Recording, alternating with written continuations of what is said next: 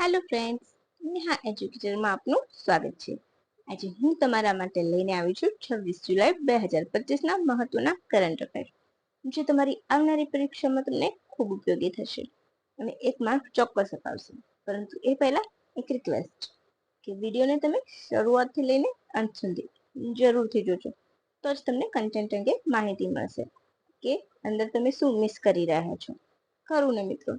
અને હા, આ વિડીયોની લિંક ઝટપટ તમારા મિત્રો સાથે શેર કરી દેજો. અને જો તમે આ ચેનલ ઉપર નવા હોય તો મારી ચેનલને સબસ્ક્રાઇબ કરવાનું ભૂલતા નહીં અને બેલ આઇકોન જરૂરથી પ્રેસ કરજો, જેથી કરીને આવનારા દરેક વિડીયોની માહિતી તમને સમયસર મળતી રહે. હવે મારા અપકમિંગ વિડીયોમાં શું આવશે? આજે રાત્રે 10 વાગે તમારા માટે આવી જશે GCERT બેઝડ MCQ. એમાં મોસ્ટલી બધા મૌર્ય યુગીન ક્વેશ્ચન્સ હશે. એનો ભાગ 5મો આવશે, તો તમે એ જોવાનું બિલકુલ પણ ચૂકતા નહીં. મેં મસ્ત રીતે મસ્ત વિડીયો બનાવ્યો છે અને તમને ખરેખર એના વિશે ક્વેશ્ચન આવશે ને તો હું તમને ગેરંટી આપું છું કે તમારો માર્ક ક્યાંય નહીં જાય. કારણ કે મેં આખી બુક રીડ કરીને એક એક આખા પેજ ઉપરથી જેમ બને એમ ક્વેશ્ચન્સ નીકાળ્યા છે ને એ સિમ્પલ વે પર નીકાળ્યા છે, જેથી કરીને તમને યાદ રહેવામાં સરળતા રહે. ખરું ને મારા મિત્રો? અને નેક્સ્ટ જ્યારે કરંટ અફેર આવશે તો એમાં આવી જશે તમારું આપણી જે સહકાર નીતિ નહીં, પરંતુ ભારત અને બ્રિટન એગ્રીમેન્ટ વિશે હું મારા અપકમિંગ વિડીયોમાં આપીશ માહિતી, જેથી કરીને તમને બહુ બધો લોડ ના રહે. તો ચાલો હવે આજનો વિડીયો આપણે બિલકુલ પણ સમય બગાડ્યા વગર શરૂ કરી દઈશું. અને હા, કાલ સન્ડે, તો સન્ડેમાં આપણા વડાપ્રધાન દ્વારા જે 5 દેશની મુલાકાત લેવામાં આવી હતી ને ત્યાં જઈને તેમને કયા ઓનર મળ્યા છે ને કયા એગ્રીમેન્ટ થયા છે એનો એક સ્પેશિયલ વિડીયો લઈને આવીશ. તો તમે એ પણ પરફેક્ટલી તૈયાર કરજો, જે તમારી આવનારી GPSC ની પરીક્ષામાં 100% હું ગેરંટી આપું છું કે એનાથી 12 ક્વેશ્ચન નહીં આવે. તો એ કાલના માટે તમે રેડી રહેજો. ખરું ને? ચાલો હવે આપણે શરૂ કરીશું. તાજેતરમાં આજનો આપણો પ્રથમ પ્રશ્ન છે કે તાજેતરમાં થાઈલેન્ડ દ્વારા કયા દેશ પર એર સ્ટ્રાઇક કરવામાં આવી છે? થાઈલેન્ડે હાલમાં કયા દેશ ઉપર એર સ્ટ્રાઇક કરી છે? Option A Myanmar, option B Cambodia, option C Sri Lanka, option D Laos. હવે એક વસ્તુ જુઓ કે મોસ્ટલી બધા છે ને બૌદ્ધિઝમમાં માનનારા છે.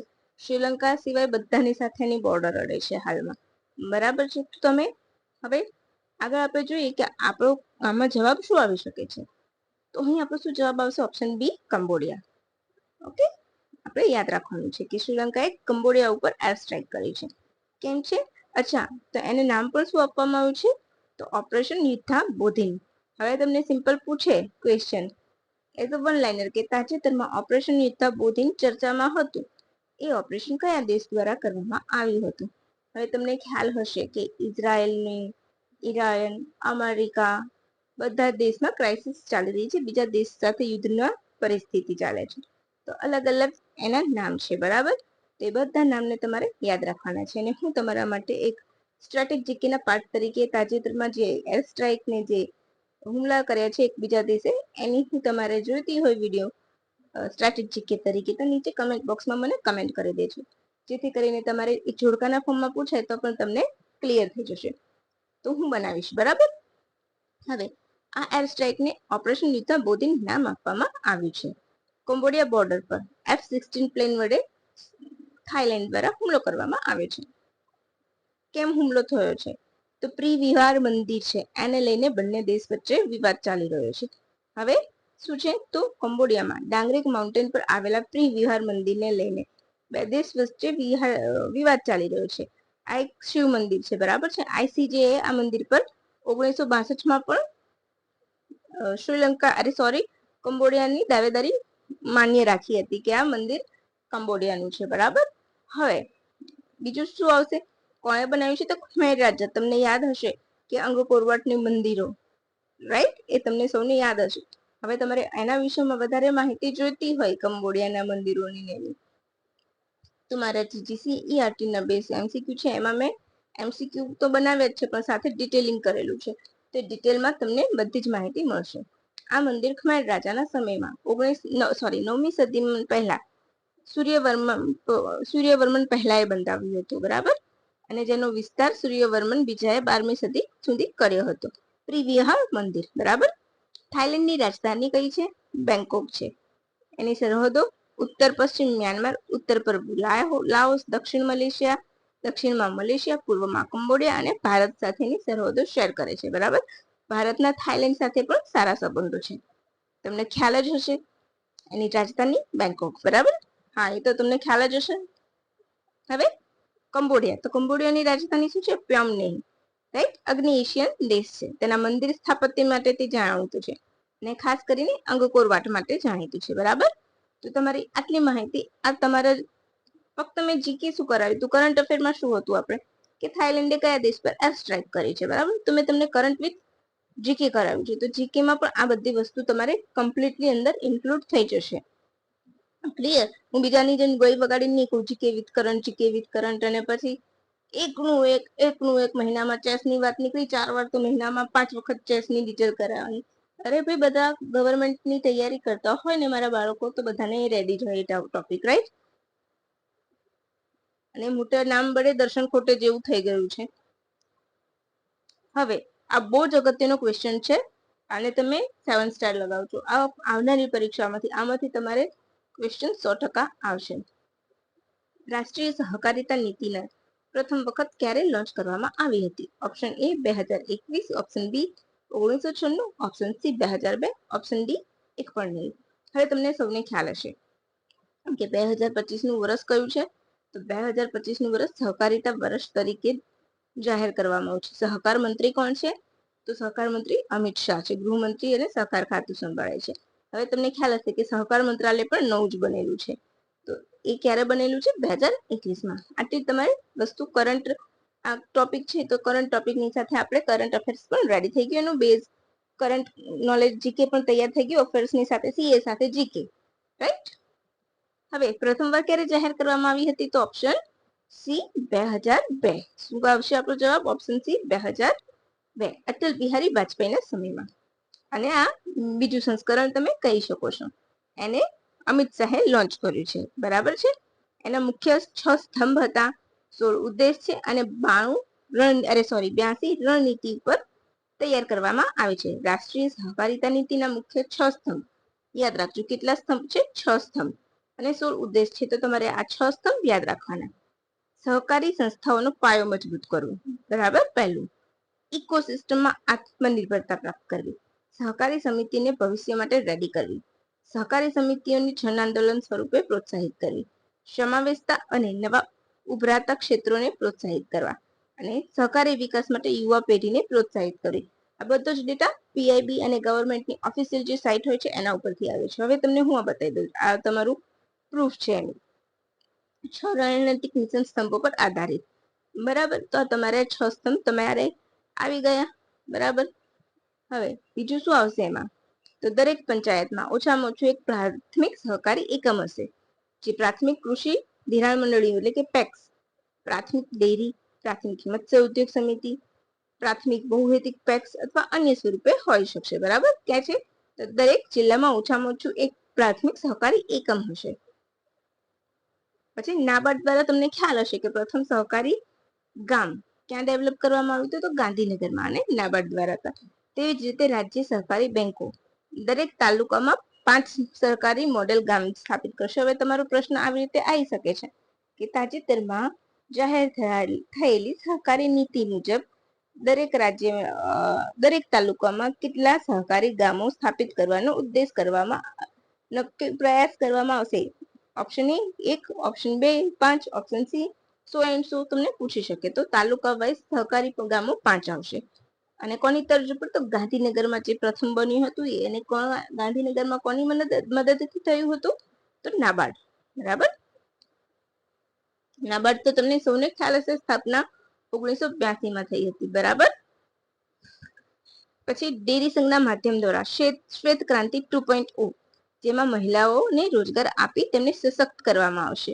દાળ, તલ, મકાઈ જેવા અનાજમાં આત્મનિર્ભરતા પ્રાપ્ત કરવામાં આવશે. આત્માને નહીં, બરાબર, આત્મનિર્ભરતા પ્રાપ્ત કરવામાં આવશે. પછી નવા ઉભરાતા ક્ષેત્રો જેવા કે જનઔષધિ કેન્દ્ર, ડીઝલ, પેટ્રોલ પંપ સુધી બધામાં સહકારિતા વધારશે. અને પેક્સ હેઠળ એક સહકારી ટેક્સી. હવે તમને મેં મારા પીવાય પાછળનો જે વિડીયો જોશો તો એમાં મેં સહકારી ટેક્સી વિશે પણ તમને કરાવેલું છે. તો એ જેમ કે ઓલા ઉબેર છે એની જેમ જ સહકારી ટેક્સી સેવા પણ શરૂ કરવામાં આવશે. હવે એનો ઉદ્દેશ શું છે? તો જીડીપીમાં સહકારી ક્ષેત્રનું યોગદાન 3 ગણું કરવું. બરાબર. સહકારી નીતિનું વિઝન 2047 સુધીમાં સહકાર દ્વારા સમૃદ્ધિ લાવીને વિકસિત ભારતનું નિર્માણ કરવું. સશક્તા એ જ સમૃદ્ધિ. ઓકે, સૂત્ર છે એનું. હવે કારગિલ દિવસ. હવે હા, આજનો આપણો ત્રીજો પ્રશ્ન બહુ જ અગત્યનો પ્રશ્ન છે, બિલકુલ પણ ભૂલતા નહીં. અને આ તમને સૌને ખ્યાલ જ હશે, બરાબર, પરંતુ તો પણ હું તમારા માટે લઈને આવી છું. કારગિલ દિવસ ક્યારે ઉજવવામાં આવે છે? ઓપ્શન એ 26 જુલાઈ, ઓપ્શન બી 25 જુલાઈ, ઓપ્શન એ 1 જુલાઈ, ઓપ્શન ડી 11 જુલાઈ. હવે મેં બધા જ દિવસો મૂક્યા છે, એ બધા જ દિવસો કોઈને કોઈ દિવસ ઉજવાય છે. 1 જુલાઈ world doctor day, chartered accountant day, right. પછી 25 જુલાઈ કાલે જ ગયો તો વર્લ્ડ આઈવીએફ ડે. 11 જુલાઈ તો પોપ્યુલેશન ડે, વિશ્વ વસ્તી દિવસ ગુજરાતીમાં. અને 26 જુલાઈ કારગિલ દિવસ. અચ્છા, તો 26 જુલાઈ કારગિલ દિવસ સિવાય બીજો કોઈ દિવસ ઉજવવામાં આવે છે? હા, તો આવે છે. કયું? International day for conservation of mangrove ecosystem. એની માહિતી પણ મેં તમને નીચે આની અંદર જ આવડી છે, જેથી કરીને તમે એકદમ ક્લિયર રહો, રાઈટ. હવે 26 જુલાઈ કેમ ઉજવવામાં આવે છે? તો આ દિવસે ભારત પાકિસ્તાનનું યુદ્ધ ખતમ થયું હતું અને ભારતની ભવ્ય જીત થઈ હતી, રાઈટ. 2676 કિલોમીટરની ઊંચાઈ પર એલઓસી પરથી મે થી જુલાઈ દરમિયાન પાકિસ્તાનની ઘૂસણખોરી કરી રહ્યું છે, એવી માહિતી કોણે આપી હતી? તો દ્રાસની ખીણમાં મસ્કો ઘાટીમાં રહેતા મોહમ્મદ ખાન દ્વારા આ માહિતી આપવામાં આવી હતી. કારગિલ કઈ, અચ્છા, એક સિમ્પલ ક્વેશ્ચન ઘણી વખત પૂછાય છે, કારગિલ કઈ ઘાટી પર આવેલું છે? તો જાસ્કર વેલી પર આવેલું છે, બરાબર. ઘાટી કે વેલી તમે જે પણ કહો. તો આટલી માહિતી તમારે યાદ રાખવાની છે. ભારતીય આર્મીએ કયું ઓપરેશન લોન્ચ કર્યું હતું? તો ઓપરેશન વિજય અને વાયુસેનાનું ઓપરેશન સફેદ સાગર. આ બંને યાદ રાખજો, આમાં કન્ફ્યુઝ ના થતા. તમને વન લાઇનર પૂછી શકે કે આખો ક્વેશ્ચન રિવર્સ કરી દે. ભારત દર વર્ષે 26 જુલાઈના રોજ કારગિલ દિવસ ઉજવે છે. એમાંથી નીચેના વિધાનો વિશે કયું વિધાન અસત્ય છે? અરે સદ, હા, અસત્ય છે. ચલો અસત્ય જ રાખીએ, હું બનાવી દઉં છું. હું તમને જસ્ટ માહિતી આપું છું. ઓપ્શન એ, ભારતીય આર્મી ઓપરેશન સફેદ સાગર શરૂ કર્યું હતું. ઓપ્શન બી, ભારતીય એરફોર્સ દ્વારા ઓપરેશન વિજય લોન્ચ કરવામાં આવ્યું હતું. ઓપ્શન સી, ઉપરના બંને વિધાન ખોટા છે, એટલે કે અસત્ય છે. ઓપ્શન ડી, ઉપરના બંને વિધાન સાચા છે. તો જવાબ ક્રોસ થઈ ગયું તમારું, એટલે તમારો જવાબ શું થઈ જશે? આપોઆપ ઓપ્શન સી, બંને વિધાન ખોટા છે. એટલે ઘણી વખત તમને કેવું ઊંધા કાન પકડાવે, તમે રીડ કર્યું હોય પરંતુ તમારી પાસે ટાઈમ લિમિટ હોય, પ્રેશર હોય, એટલે તમે કન્ફ્યુઝ થઈ જાઓ, એટલા માટે. તો તમારો ક્વેશ્ચન આ રીતે પણ બની શકે છે. આ વર્ષે કારગિલ વિજય દિવસ તરીકે કાશ્મીરમાં શ્રીનગર ખાતે પદયાત્રા પણ યોજાવાની છે, એ પણ યાદ રાખજો, બરાબર. હવે જેમ કે મેં તમને કહ્યું તો આ દિવસે international day for the conservation of the mangrove system પણ ઉજવવામાં આવે છે. 2016માં તેને પ્રથમ વખત ઉજવવામાં આવ્યો હતો. હવે આની એક્સ્ટ્રા ડિટેલ્સ મેં નીચે સમ ઇમ્પોર્ટન્ટ પોઈન્ટ્સમાં લીધી છે, બરાબર. કયો દેશ પેલેસ્ટાઇનને સ્વતંત્ર દેશ તરીકે માન્યતા આપનારો પ્રથમ દેશ બની ગયો છે? Option A America, option B Israel, option C France, option D ચીન. બોલો, એક ઓપ્શન તો આપોઆપ નીકળી જાય. બોલો, કયો ઓપ્શન નીકળી જાય આમાંથી?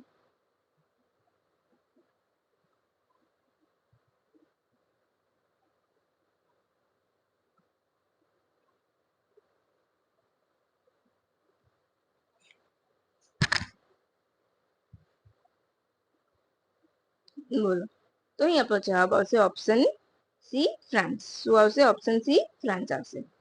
ઇઝરાયલ તો જાની દુશ્મન છે, બંને જે વિવાદ ચાલી રહ્યો છે બે દેશો વચ્ચે ચાલી રહ્યો છે, રાઈટ. તો ફ્રાન્સના રાષ્ટ્રપતિ એમ્યુઅલ મેક્રોને ગુરુવારે ટ્વિટર ઉપર, એટલે કે એક્સ ઉપર આ જાહેરાત કરી છે, બરાબર.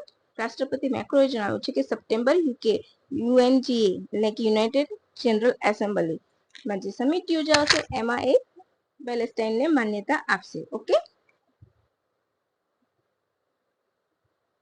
તો તમારે એટલું યાદ રાખવાનું છે. હવે ફ્રાન્સ કેવો છે તો પ્રથમ દેશ એવો બનશે યુરોપનો કે જે પેલેસ્ટાઇનને માન્યતા આપશે. એની ઉપર ઇઝરાયલ અને અમેરિકા બંને આપત્તિ દર્શાવી છે. બરાબર.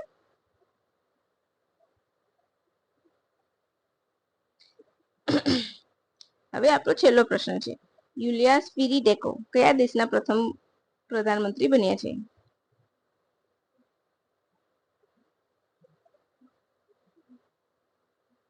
બોલો.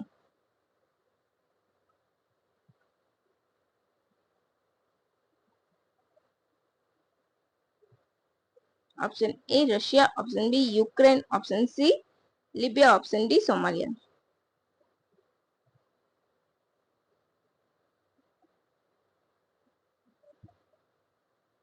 બોલો. તો અહીં આપણો જવાબ શું આવશે? Option B Ukraine. રાઈટ. હવે ઝેલેન્સ્કી દ્વારા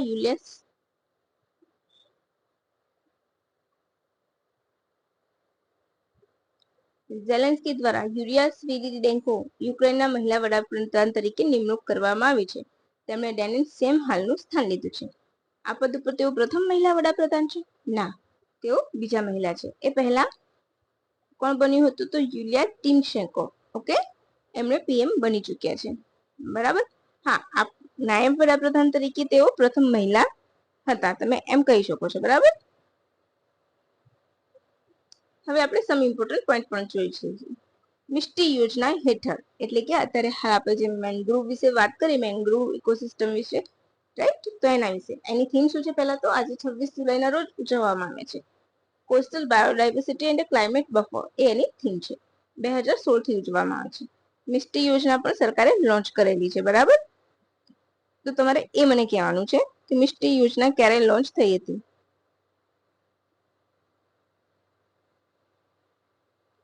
ચલો, નીચે કમેન્ટ બોક્સમાં કમેન્ટ કરી દેજો. બરાબર. મિષ્ટી યોજના ક્યારે લોન્ચ થઈ હતી? અચ્છા, તો મિષ્ટી યોજના હેઠળ હજુ જો મેંગ્રુવમાં વધુ વિસ્તાર હોય તો પશ્ચિમ બંગાળ આવે છે. બરાબર. સુંદરબનનો ડેલ્ટા આખો, અને ભારતમાં ગુજરાત સેકન્ડ સ્થાને છે. પશ્ચિમ બંગાળ અને ધેન આપણું ગુજરાત મેંગ્રુવમાં પ્રથમ ક્રમે આવે છે. તો તમારે એટલું તો તમારે યાદ રાખવાનું છે. બરાબર. બીજું બધું પછી આવશે. હવે મેંગ્રુવ, તો એનું પૂરું નામ શું છે મિષ્ટી યોજનાનું? Mangrove initiative for shoreline habitat and tangible incomes. Okay, Mishti યોજનાનું પૂરું નામ છે.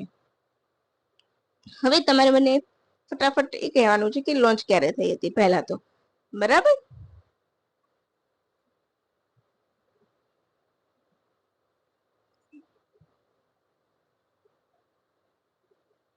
એના માટે 2023-24 ના બજેટમાં ફાળવણી કરી હતી, એ પણ હું તમને કહી દઉં છું. બરાબર. ચલો, હું જ કહી દઉં છું. વિશ્વ પર્યાવરણ દિવસ ઉપર 2023માં લોન્ચ થઈ હતી. વિશ્વ પર્યાવરણ દિવસ હવે તમને યાદ જ હશે. બરાબર.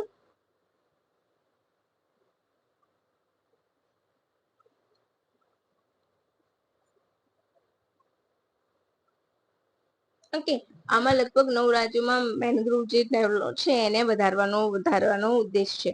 મિષ્ટી યોજના ફરીથી હું રિપીટ કરું છું, 5 જૂન 2023ના રોજ લોન્ચ થઈ હતી. પૂરું નામ છે mangrove initiative for a shoreline habitat and tangible incomes. બરાબર.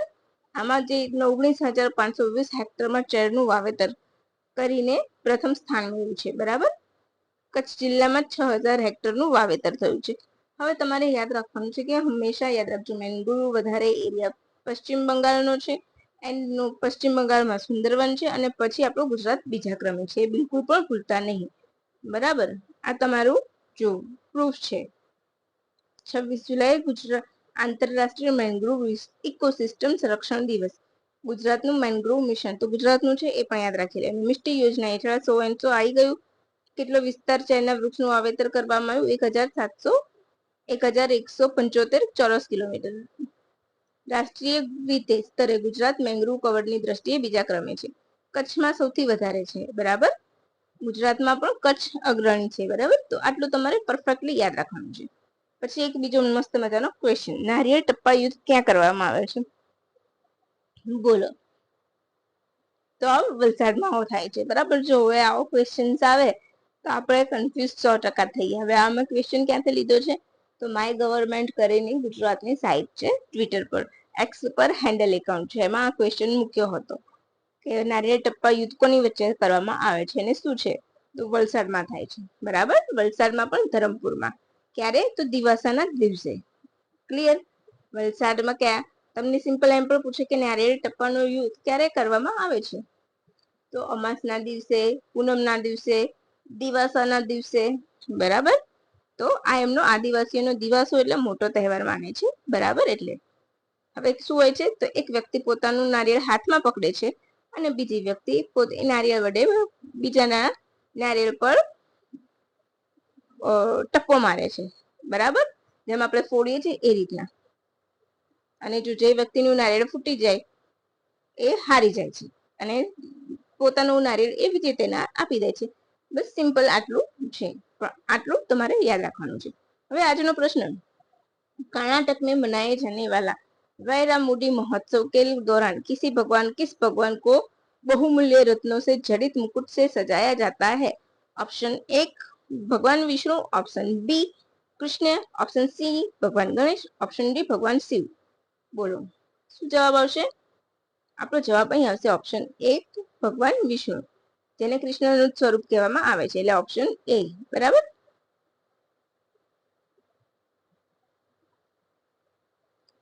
ભગવાન વિષ્ણુ તો શું છે વૈરામુડી મહોત્સવ? તો વૈરામુડી મહોત્સવ કર્ણાટકમાં થાય છે. મેલાકોટેમાં આવેલા ચેલુવાનારાયણ સ્વામી મંદિરમાં ઉજવાય છે. ભગવાન વિષ્ણુને સમર્પિત મંદિર છે.